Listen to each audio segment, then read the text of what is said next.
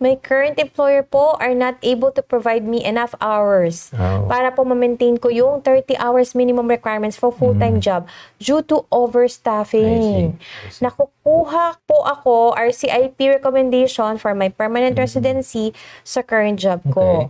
Magkakaproblema po ba ako sa application kasi di ko ma-meet yung required hours?